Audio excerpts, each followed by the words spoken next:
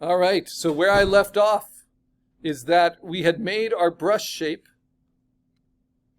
this. I had gone to edit and I said define brush preset. So now it is saved in my brush options. It's called Karl Brush Afternoon. The one I made this morning looks like something else, right? So this is my brush. It will just be at the bottom of your brushes. And you can make as many as you like.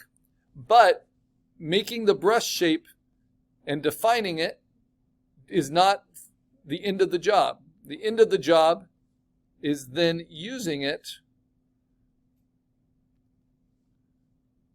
in a way that you like what it gives you. So this is fine, but it's not very controllable. Even at a smaller size, you see how it's just always kind of the same. That's where brush settings come in to make it look organic. So you go to Window, Brush Settings, which is right above Brushes. Just like layer styles, you have all these things you can add to your brush, and they get pretty complex. So I don't want you to go overboard with anything you don't understand. So I only want you to use shape dynamics. Keep smoothing on just because it's the default and it's helpful. But shape dynamics, when you open that up, you get all of these options. You want to play with all of them and see what it does to your brush. The first is size jitter. If you use size jitter a ton, that means each time you use the brush, it will be a different size, which is a little crazy. But some jitter is necessary so it doesn't look so mechanical. The minimum diameter is just, you're not going to let it ever get too small. Right? So that's a little bit better, but it's still all locked at the same angle. So this is the one that really matters. Angle jitter. Not a ton of angle jitter, where every time you use it, it's at a wildly different angle, but a little bit, between 10 and 20%. That just makes it so it doesn't look so repeated as you're using it. Right? And then roundness jitter. This can kind of taper your edges, especially for round brushes. Make it so it covers a little bit more evenly. Now, the problem is, no matter how hard I press, it's always filling the whole shape, right? So what can I do? The last thing, and I didn't do this in the last video, is under size jitter, we want to control the size based on pressure. Now, we don't have fancy tablets. These are basic $60 tablets. So they only have pressure sensitivity. If we had a more expensive tablet, we would be able to do things like control certain aspects of the brush based on tilt and rotation. So if you have a tilt and rotation tablet, they cost thousands of dollars. But if you do that, then you can actually set it so your paint kind of like flings off of your brush as you twist it. And as you tilt it, the paint works in a different way with your brush. But these, we're just going to control them for size. So the harder we press, the thicker, the lighter we press, the thinner.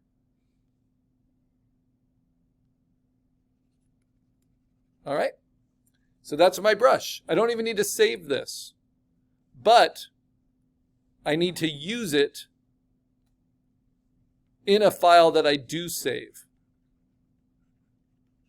And once I use it in a file that I did save, so now I'm going to hit Command S, now that brush is permanently in my collection. Now the problem is when I change brushes, look what happens. I have to reset all of those shape dynamics. So just remember them, keep them simple, and always make it for pin pressure.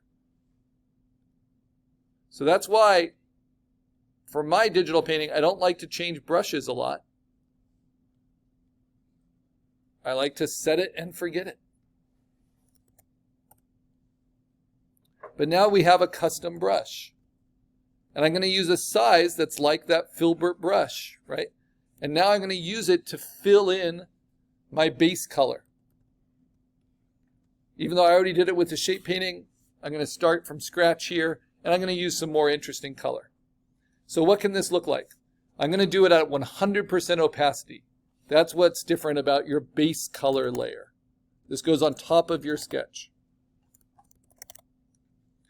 And I'm going to use Option to steal colors from my references.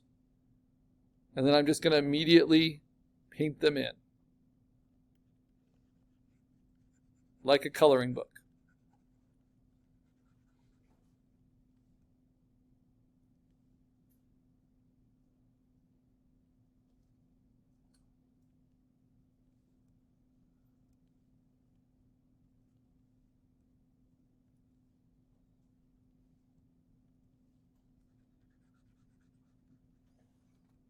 I like to have this color thing open because even when it looks like something's a certain color, this will show me where it actually is. Like whether it's a brown, whether it's a pink, whether it's a red.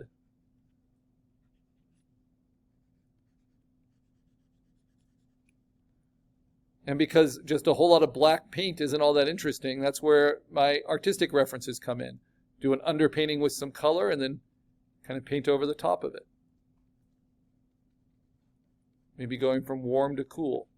I like the kind of bluish edge that's on this Polaroid. Photos have limited color processing. So if you only ever take colors from photographs, you're going to be limiting your color options.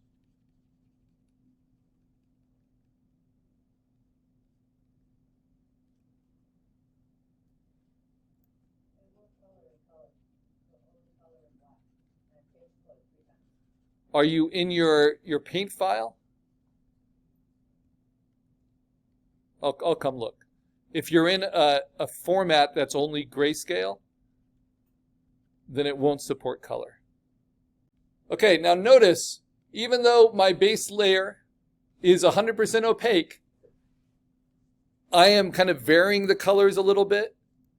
I don't have to. If I want kind of an airbrushed look, I can keep it all just like a flat color. Like I can just pick kind of this grayish white, this pinkish white, and fill in everything. And if I'm having trouble seeing the color, this is a good time to take your background white, duplicate it, or create a new layer on top of it, right? And say Edit Fill with Middle Gray. Because I want to be able to see the different kind of light tones I use. So then lock it. Notice I have every layer locked except for the one I'm painting on. If you don't do that, you will accidentally paint on a layer you don't want to be painting on. It just happens. So just like with digital coloring, I recommend locking as you go. And then filling in.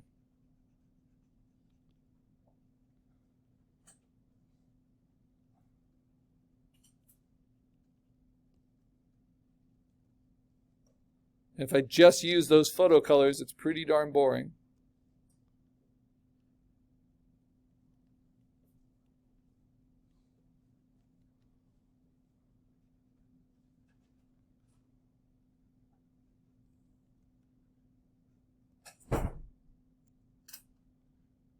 And I don't want to use just pure black or pure white either.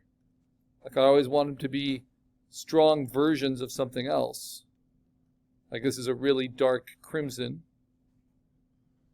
or a blue, or even a really dark green.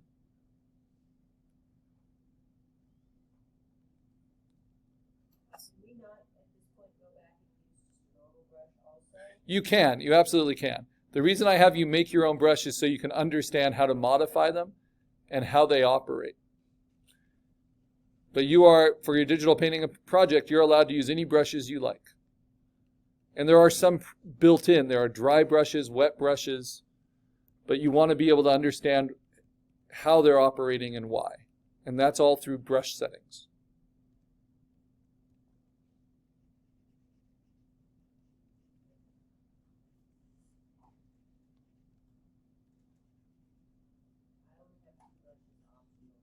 So if you go to your brush, you'll see folders. So you'll see, if you close the folder, you'll see the general brushes, which we were using. Then underneath that, you'll see the dry brushes, wet brushes, and then special effect brushes. But you can also just make a lot of your own.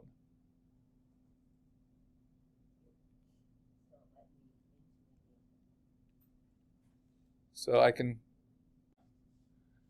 Now, maybe it's just because my cat is black and white, right? But this gray background is really, really important for me to be able to see what's happening. And there is that artist, the painting that I passed around. One thing I like about her work, and her name is Heartslob.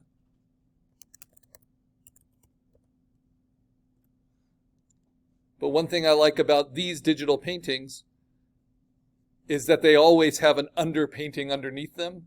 That's kind of an orangish red tone.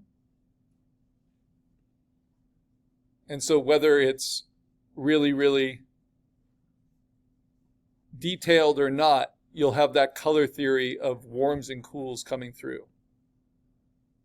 So you see the red kind of coming through all of those yellows and oranges. So that's why I'm painting some of this red in my base color so I can do kind of more over the top of it. And I'm painting these blues in. So you can get pretty experimental pretty early on if you're willing. And it's going to pay off. So the local color of my cat is just black and white, but that doesn't mean I need to just paint it with black and white. I can explore more full spectrum, more experimental options. All right.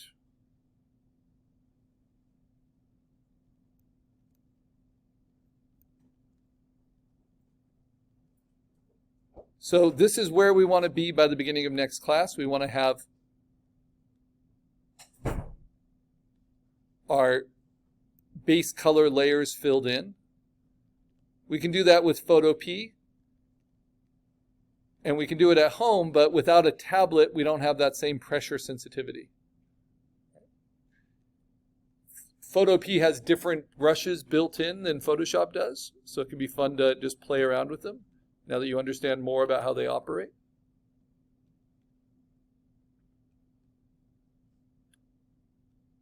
And what you're also doing with your base color is you're setting kind of a color palette.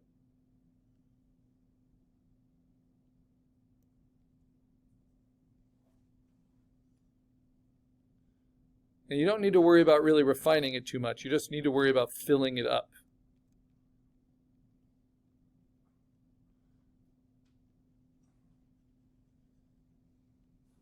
That's why it's called the base.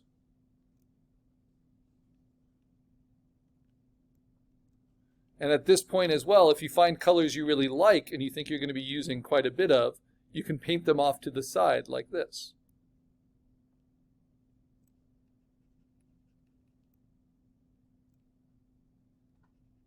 And create a little color palette that you can steal from. You'll often see digital painters do that. But you can also just steal it from yourself.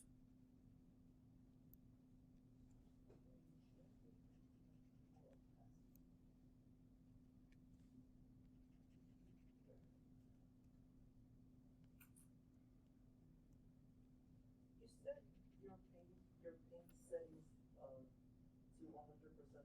Yes, for the base color layer, you want it to be 100% opacity. You want to get exactly what you put down.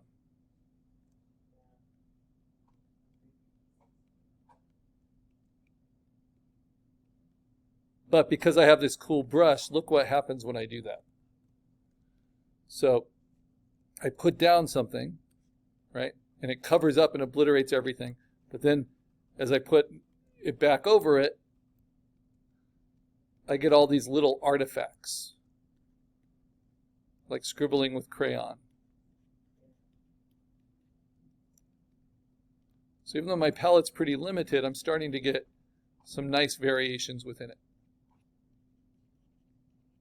But everyone has a different kind of paint style and preferences.